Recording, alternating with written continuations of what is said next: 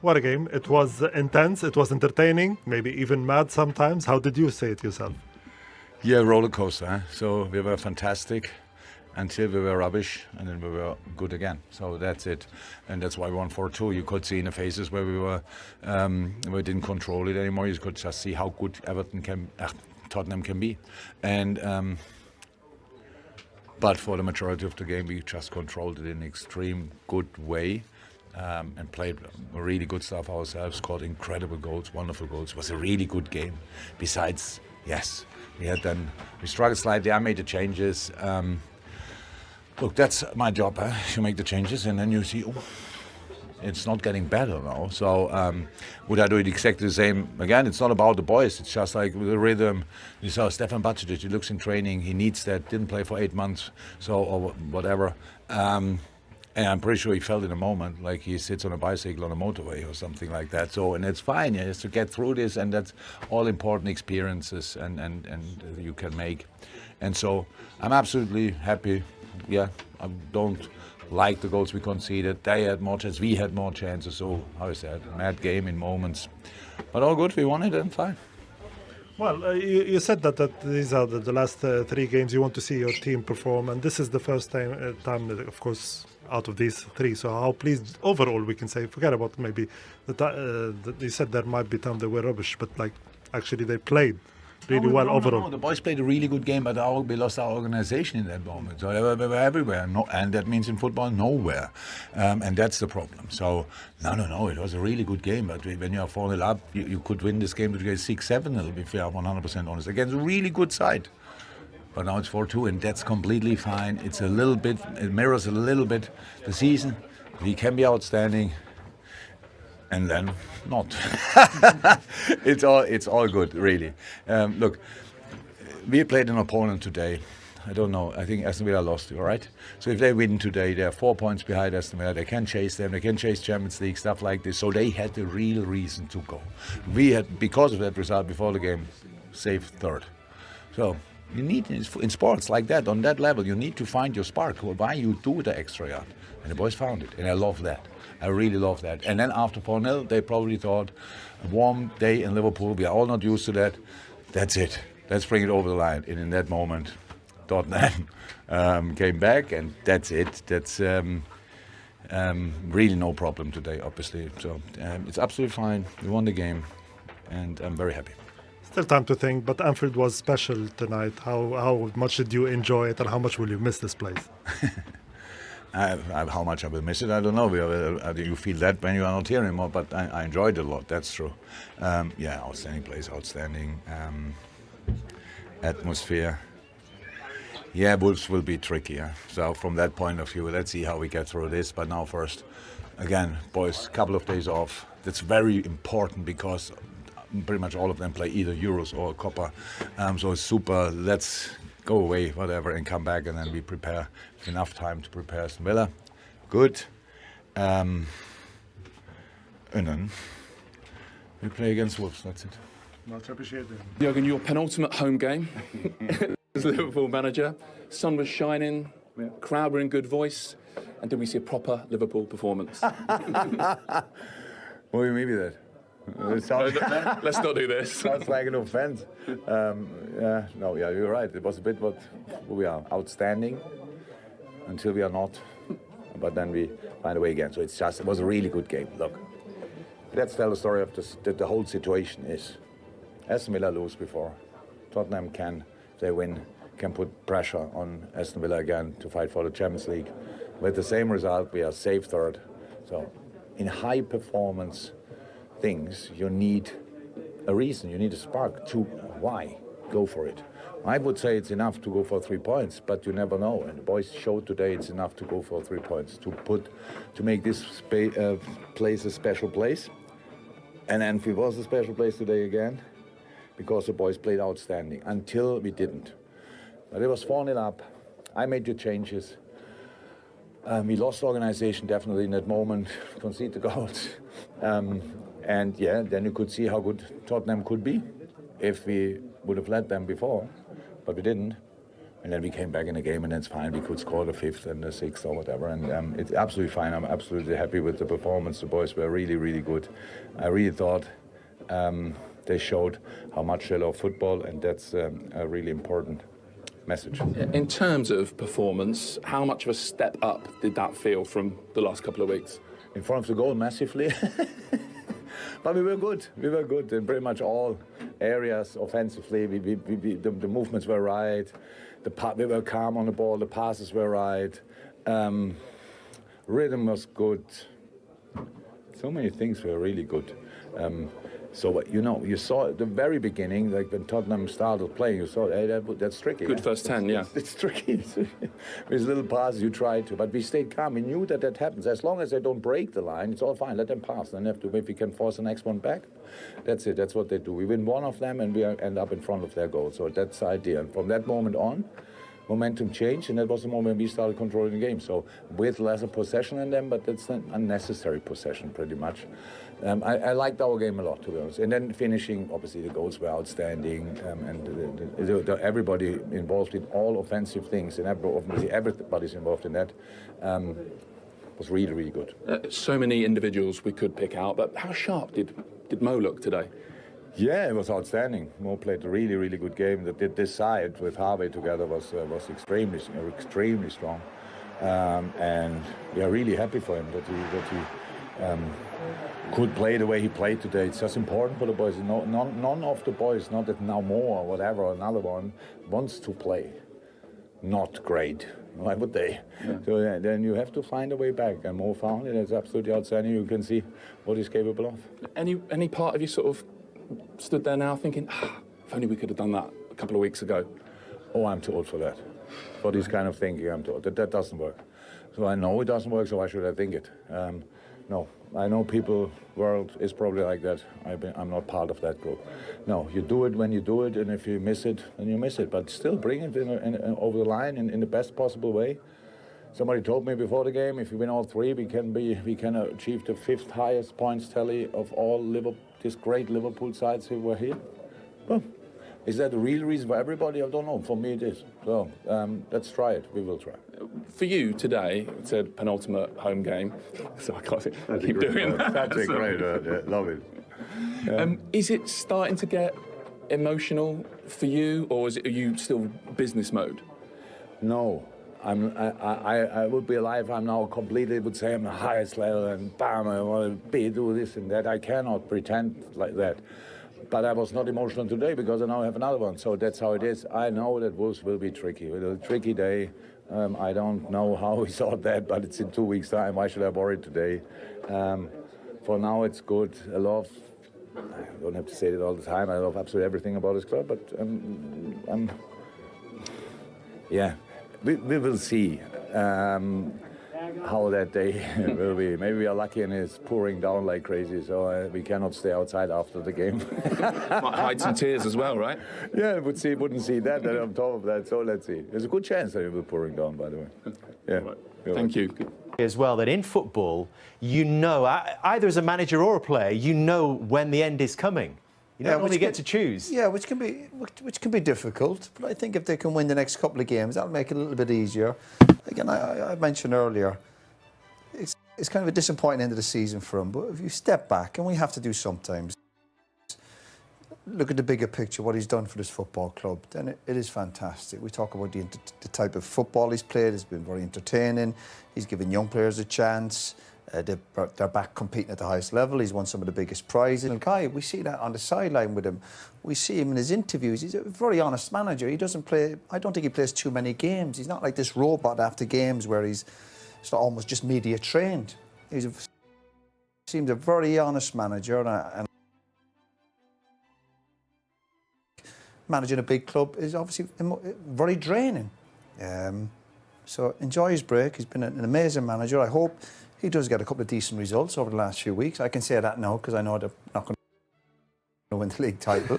I might have been saying that a few weeks ago. But to leave on a bit of a high, they've won a trophy this year. They're back in the Champions League. It's not a complete kind of disaster for them in that sense.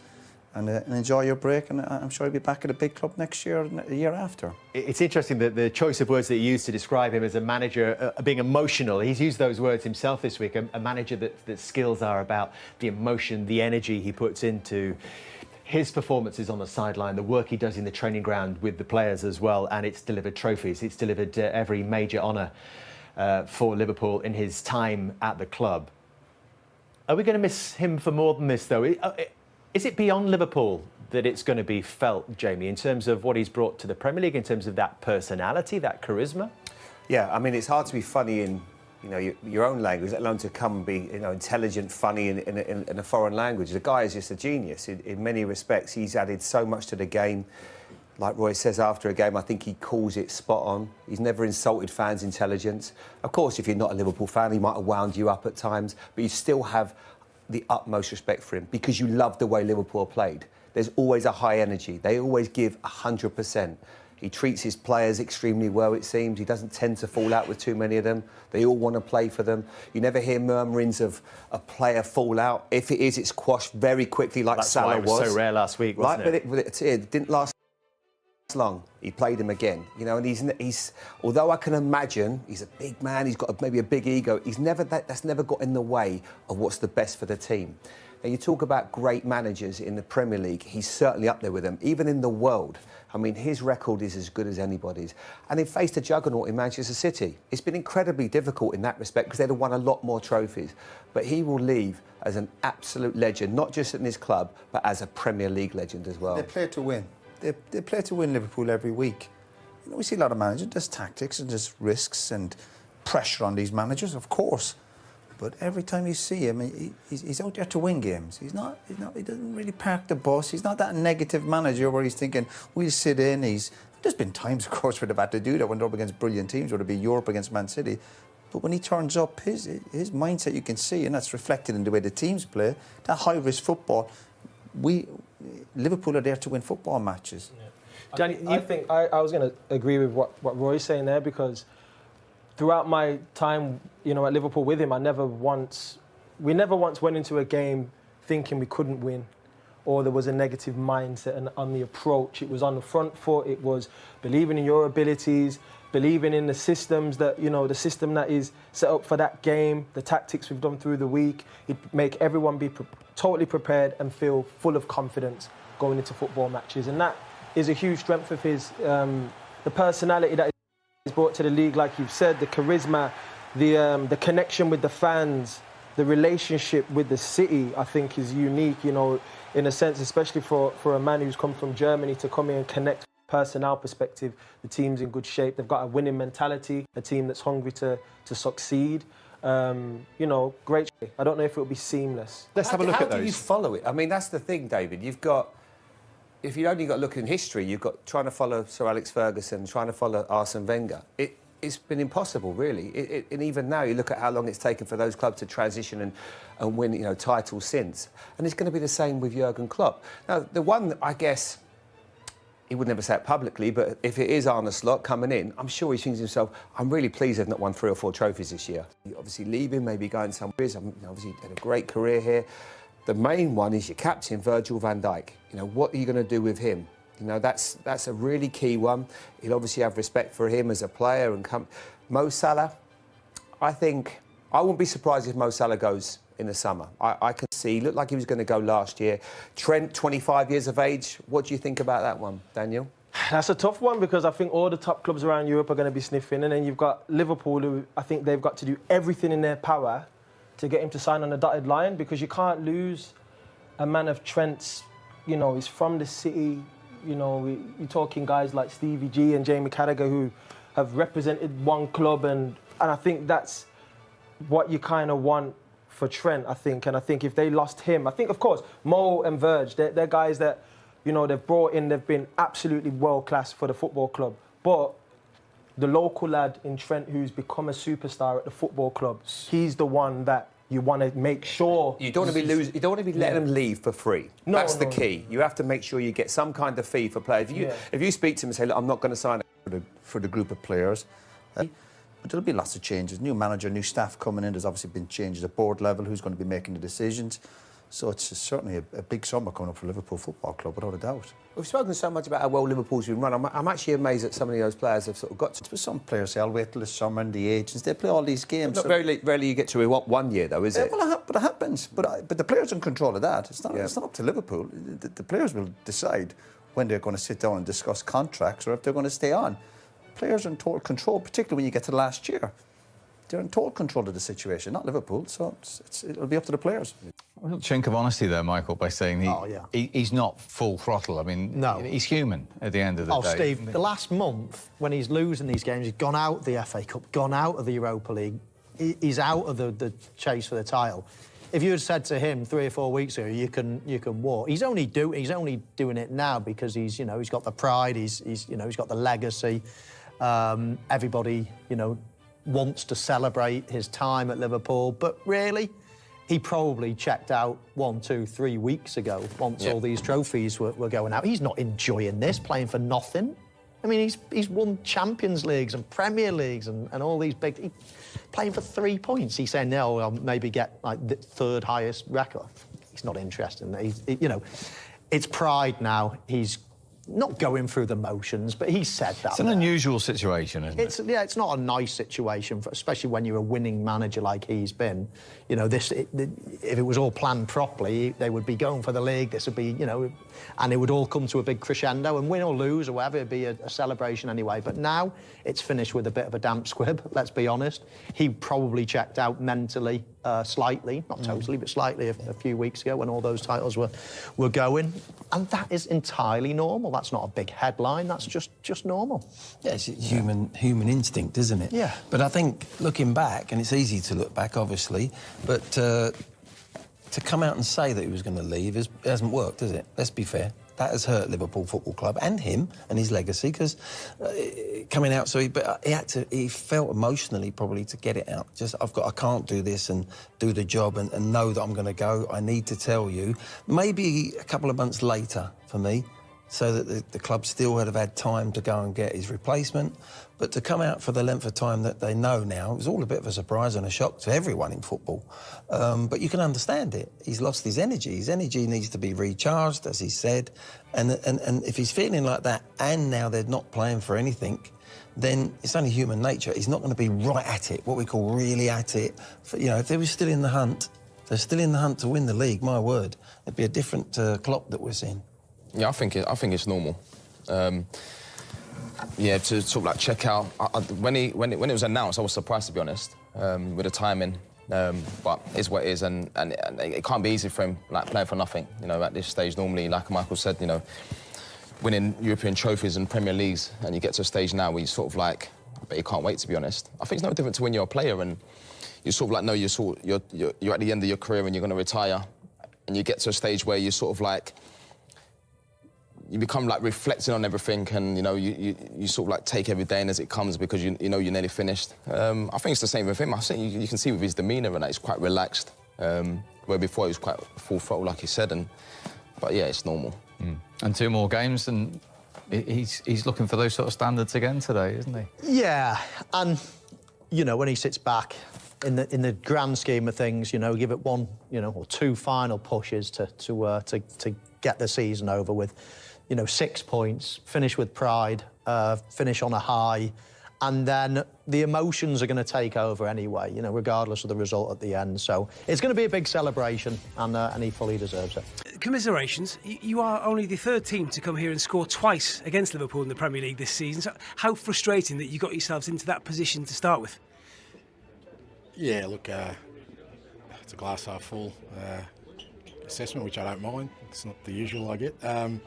No, look, I thought, for the most part, we were a lot better than we have been in the last couple of games away from home. And I just think, especially in the first half, when we got into those front third areas, we just weren't anywhere near as dangerous as we could have been, which would have put some pressure on them. And the flip side of that is every time they got into the box, they looked really dangerous with the quality of players they had. So, we obviously conceded a couple of times, but I thought our football in general was decent and our general play was good. But then, obviously they've scored a couple of really good goals in the second half, and we had a mountain to climb. But, we didn't give in and scored a couple of goals, had a couple more chances, and I think for us, at least that's something to hold on to.